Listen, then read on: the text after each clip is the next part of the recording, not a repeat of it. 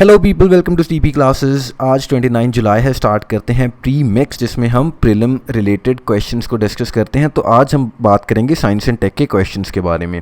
तो पहला क्वेश्चन है आपके लिए, Shahab 3 recently in news is a ballistic missile जिसको पाकिस्तान ने डेवलप किया है, या बी फाइटर एयरक्राफ्ट जिसको ईरान ने डेवलप किया है, या सी मिलिट्री एक्सरसाइज जो पाकिस्तान एंड ईरान के बीच में कंडक्ट हुई है, या D none of the above.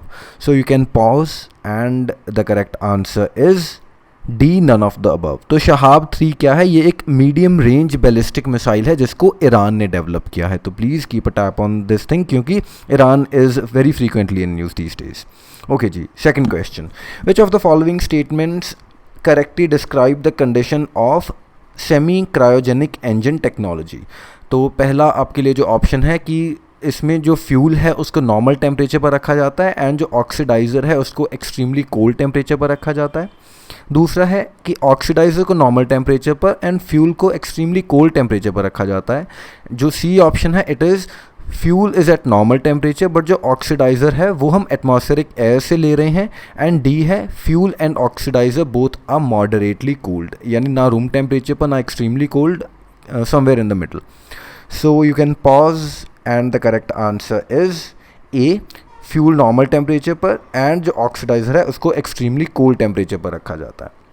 सो अगर आपने आज का प्री क्योर देखा है तो उसमें we have discuss this thing elaborately, तो अगर नहीं देखा तो please do watch it. Okay जी, मूविंग फॉरवर्ड, थर्ड आपके लिए जो क्वेश्चन है, it is consider the following statements about hepatitis. तो पहली स्टेटमेंट है कि hepatitis A and hepatitis B contamination of food and water की वजह से होते हैं। सेकंड जो स्टेटमेंट है कि जो हेपेटाइटिस डी वायरस है वो सिर्फ उन्हीं केसेस में दिखता है जहां पर ऑलरेडी हेपेटाइटिस बी वायरस की इन्फेक्शन हो चुकी है। तो आपको इनकरेक्ट ऑप्शन बतानी है इसमें। You can pause and the correct answer is A1 only. तो जो पहली स्टेटमेंट है वो गलत है, दूसरी स्टेटमेंट एब्सोल्युटली ट्रू है। सो हेपेटाइटिस क्या है? It is the inflammation of liver and various reason से हो सकता है। जैसे 5 मेन हेपेटाइटिस के जो वायरसेस हैं वो तो फैला ही रहे हैं, A, B, C, D and E। इसके अलावा भी अगर कोई और इन्फेक्शन है उसकी वजह से भी हेपेटाइटिस हो सकता है, या फिर टॉक्सिक सब्सटेंसेस को कंज्यूम किया है, फॉर एग्जांपल अल्कोहल है या सर्टेन ड्रग्स हैं तो उनकी वजह से, या फाइनली ऑटो इम्यून डिजीज़ के थ्रू भी हो सकता है हेपेटाइटिस। जो हेपेटाइटिस A एंड E हैं वो फूड या वाटर की कंटेमिनेशन की वजह से होते हैं। एंड सो जो पहला हमारा जो स्टेटमेंट थी, it was A and B, तो that is why it was wrong. In fact जो B, C एंड D हैं ये parenteral contact with infected body fluids की वजह से होते हैं। तो जो हेपेटाइटिस डी वाली बात थी वो बिल्कुल ट्रू थी कि हेपेटाइटिस डी उन्हीं केसेस में होता है जहाँ पर ऑलरेडी हेपेटाइटिस बी की इन्फेक्शन हो चुकी है। एंड हेपेटाइटिस बी कैसे ट्रांसमिट होता है? It is through infective blood, semen या दूसरे जो बॉडी फ्लूइड्स हैं उनके थ्रू। ओके जी, moving forward, fourth question, IIT Kharagpur team recently developed app care for you. तो ये ऐप किन के लिए है? क्या ये रेप विक्टिम्स के लिए है या एल्डरली पीपल के लिए है? सी ऑप्शन इज़ डेस्टिट्यूट्स, या फोर्थ ऑप्शन जो हमारा है, it is specially abled people जिनको हम दिव्यांगजन बोलते हैं। तो किन के लिए है ये ऐप?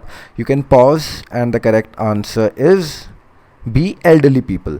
तो इस ऐप के बारे में थोड़ा जान लेते हैं। बीटेक के स्टूडेंट्स थे IIT खड़गपुर के, उन्होंने डेवलप की है ये ऐप। एंड ये एंड्रॉयड बेस्ड ऐप है जो कनेक्ट करेगी केयर गिवर को एल्डरली पर्सन के साथ। तो in case some elderly person falls down तो उस केस में ये एग्जैक्ट लोकेशन बता देगा केयर गिवर को।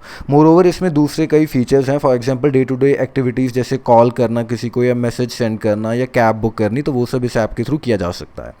इसके बाद भी जो ऐप है इसमें एक और फीचर है कि जब भी एल्डरली पर्सन इस ऐप को ओपन करेंगे तो the app will take a picture of them and उससे एक मूड इंडेक्स को ये कैलकुलेट करेगी ताकि डिटेक्ट कर सके कि इमोशंस कैसे रहे हैं पूरा दिन जो एल्डरली पर्सन है उनके। एंड इसमें एक चैट बॉट भी है जिसके थ्रू भी मूड का पता लगाया जा सकता है। It basically interacts with the elderly person.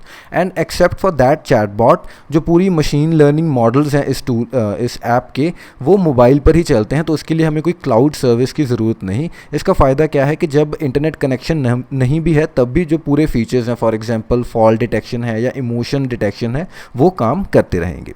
Okay जी, आपका फाइनल क्वेश्चन है, एक स्टेटमेंट है, it is a strategy to inhibit the spread of a disease by vaccinating only those who are most likely to be infected. तो ये जो statement है इनमें से किसकी करेक्ट डेफिनेशन है? क्या ये ककूनिंग की डेफिनेशन है, या बी क्या ये पल्स वैक्सीनेशन स्ट्रैटेजी की डेफिनेशन है, सी ऑप्शन क्या ये रिंग वैक्सीनेशन स्ट्रैटेजी की ऑप्शन है, या डी क्या ये हर्ड इम्यूनिटी की डेफिनेशन है?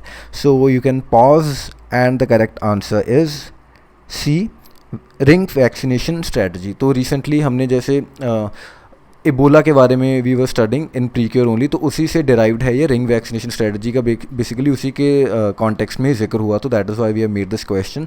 एंड मोर ओवर अगर इससे हम थोड़ा हटकर बात करें तो रिंग फेंस जो एक स्ट्रैटेजी थी किसी ब्रिटिश गवर्नर जनरल की भी, जो इंडिया में उन्होंने अप्लाई की थी, तो आपको उस ब्रिटिश गवर्नर जनरल का नाम लिखना है कमेंट सेक्शन में। ठीक है जी, कमिंग बैक, तो इन सभी के बारे में थोड़ा जान लेते हैं। ककूनिंग का मतलब क्या है कि जब हम इन्फेंट्स के अराउंड जो लोग हैं, जो वल्नरेबल इंडिविजुअल्स हैं, उनके अराउंड जो लोग घूम रहे हैं, उनको अगर आप वैक्सीनेट कर रहे हैं या वैक्सीनेट कर रहे हैं बेसिकली, तो उससे क्या आप इंश्योर कर रहे हैं कि जो न्यू बॉर्न है या जो वल्नरेबल लोग इंडिविजुअल्स हैं उनको आप प्रोटेक्ट कर लेंगे इन्फेक्शंस के। तो इसको हम कोकूनिंग या बोलते हैं इम्यूनाइजेशन। दूसरी है pulse vaccination strategy. Pulse vaccination strategy कब यूज़ होती है कि जब आप रिपीटेडली एक ग्रुप ऑफ पर्सनस को who might be at risk, उनको आप रिपीटेडली एक वैक्सीन प्रोवाइड कर रहे हैं टाइम टू टाइम, तो उसको पल्स वैक्सीनेशन स्ट्रैटेजी बोलते हैं। इसका एग्जांपल देखते हैं पल्स पोलियो प्रोग्राम में, तो उसमें पल्स का मतलब यही कि repeatedly the same vaccine is administered. इसके बाद जो थर्ड था हर्ड इम्यूनिटी, इसका मतलब क्या है कि एक इनडायरेक्ट फॉर्म ऑफ प्रोटेक्शन दे रहा है to the from infectious diseases, जिसमें एक लार्ज परसेंटेज ऑफ पॉपुलेशन को ऑलरेडी इम्यून कर दिया जाता है through vaccines from a given infection. And इससे क्या होता है कि जो लोग इम्यून नहीं भी थे वो भी बच जाएंगे इससे। सो ये एक तरीके से पूरी कम्युनिटी ही वैक्सीनेट हो गई, ऑल्दो कुछ लोग डायरेक्टली वैक्सीनेटेड नहीं थे। एंड रिंग वैक्सीनेशन का मतलब तो अब आप समझ ही गए होंगे कि अगर हम चाहते हैं कि कोई डिजीज़ आगे स्प्रेड ना हो तो हम क्या करेंगे, लोगों को पहले ही वैक्सीनेट कर देंगे जो कि काफ़ी ज़्यादा रिस्क पर हैं, who might contract that infection. तो उस केस में उसको रिंग वैक्सीनेशन बोलते हैं कि हम ऑलरेडी प्रिपेयर थे। So that is all, thank you for watching, bye bye.